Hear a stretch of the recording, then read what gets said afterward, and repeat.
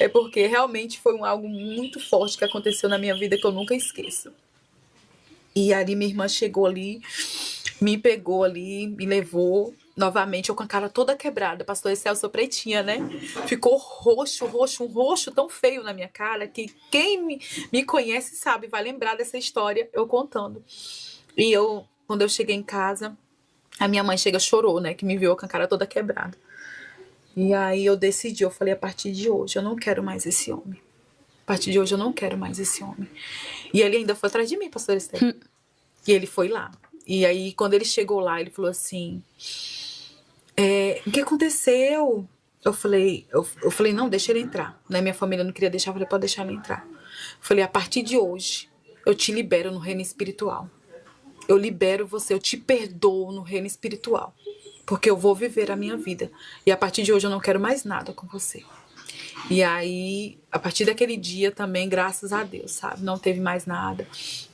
Comecei a ir pra igreja, queria botar uma maquiagemzinha que Jesus falou assim, não, você vai com a cara desse jeito. Pra mostrar a desobediência. E eu ia com a cara toda roxa pra igreja. Nossa.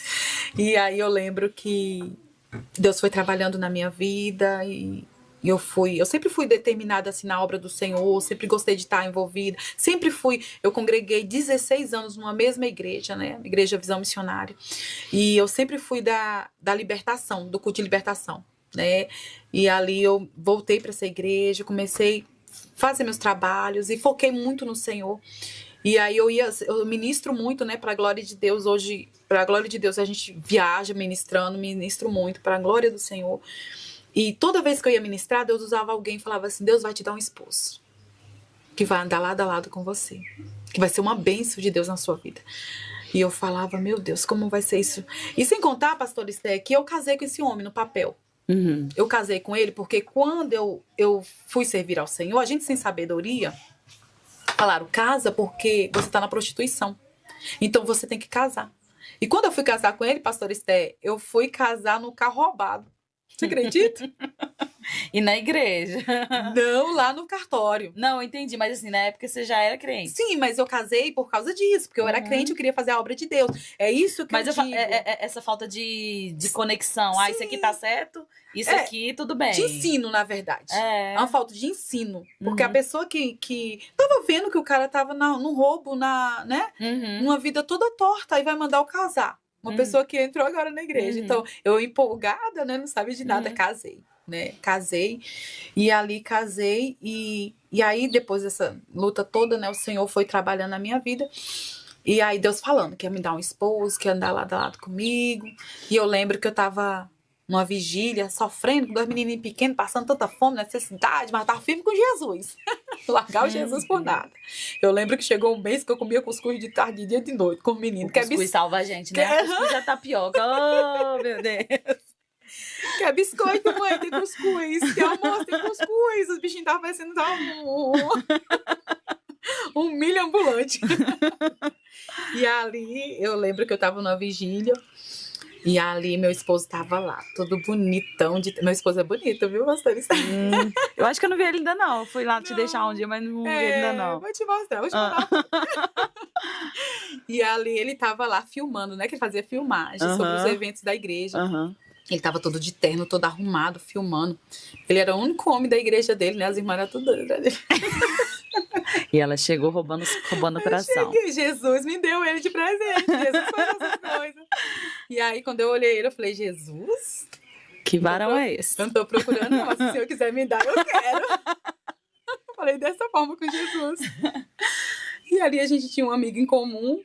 E ali eu falei pra ele assim, vou arrumar uma irmã da minha igreja pra você. Olha. E ali acabou, pastor Esté, que nessa conversa a irmã era eu. E ali eu lembro que a gente começou a conversar e tudo, mas eu tinha muita responsabilidade na igreja. E aí eu chamei ele pra conversar, eu falei assim, olha, o que você quer mesmo comigo? Ele falou assim, olha, eu quero namorar, noivar e casar. Aí eu falei, se você quer isso mesmo, se é de Deus mesmo, tu vai pedir meu pastor. E na época era 2. Eu sei que esse homem, ele é branco, né? Ele ficou verde, azul, amarelo. Mas ele foi lá, pediu para meus pastores. E quando a gente foi casar, pastor Esté, Deus providenciou tudo. Eu ganhei tudo. Ganhei a decoração, ganhei a janta, ganhei bolo, ganhei tudo para a glória de Deus. E a gente não tinha nada. E Deus preparou o melhor. E para a glória de Deus, tem 13 anos, né? Que nós somos casados hoje. Tem mais 3 meninos, igual eu falei, né? Temos 5, 2 meu e 3 que é nosso. E estamos aí na obra do Senhor. Deus mudou a minha história, mudou meu cativeiro, né? E hoje eu louvo a Deus por tudo que Deus tem feito, né? Hoje eu ajudo mulheres que estão em situações que eu passei, que foi agredidas. A gente sempre ajuda com palavras, com orações. E essa é a graça, que passou todo esse processo, mas está aqui de pé e glorificando a Deus por tudo que Deus fez, né? Então eu posso dizer que Deus me tirou do roubo, Deus me tirou da prostituição, das drogas, né? Deus me livrou. E assim como Deus fez na minha vida, pode fazer na vida de quem está em casa. Deus pode salvar, libertar. Não desista. Não desista desse teu parente que está nas drogas, na prostituição, no roubo, no vício, na favela. O Senhor pode entrar lá com a mão dele forte e arrancar, como ele fez com a minha vida. E o interessante é que ninguém pregou para mim, igual eu falei. O próprio Deus foi lá e me salvou, né? E ele tem cumprido todas as promessas, né? Está aqui é uma promessa de Deus, né? Louva a Deus por estar aqui, pastor Esther. Como que tá a sua família hoje, Graça? Você já conseguiu... Tem pessoas ainda ali que precisam de salvação? Então, a minha mãe morreu, aceitou Jesus. Minha mãe aceitou Jesus. Minha mãe, eu pregava muito para minha mãe. Então, minha mãe teve um câncer de garganta e quando ela estava no leito, ela falou assim, eu quero aceitar esse teu Jesus. Ela falava assim, eu não vou aceitar Jesus porque se eu aceitar, minha mãe de Santos aceitou Jesus e morreu. Falei, mas ela foi para a glória, minha mãe. E ela falou bem assim, pois eu quero esse Jesus. Teve um dia que ela mesma pediu, ela estava no leito e eu chamei uma missionária amiga minha, a missionária Raquel, e ela foi lá, orou por ela, fez a confissão e com pouco tempo Deus levou. Tinha parentes meus que me chamavam de doida quando eu era crente, né? Tá doida agora, tá fanático. O pastor fez uma lavagem cerebral na cabeça dela. Eu falei, não foi pastor, foi Jesus de Nazaré. Lavou só a cabeça, não, lavou o corpo todinho. E aí tem uns junto comigo, né? Tem primas minhas que são crentes hoje em dia, né? Tem muita gente hoje da minha família crente, para a glória de Deus. Né? Meu pai também no leito aceitou Jesus, né? Deus levou também Cristo Jesus. Então Deus começou a trabalhar no meio da minha família e tem trabalhado, né? Para a glória de Deus. Amém. Qual que é o seu maior desafio hoje com o seu trabalho para mulheres? Meu maior desafio é elas ter a confiança que um dia foi quebrada. Porque tem muita mulher ferida. Então, assim, ela teve uma amizade e aquela amizade o traiu e elas não conseguem mais voltar para o ciclo de amizade.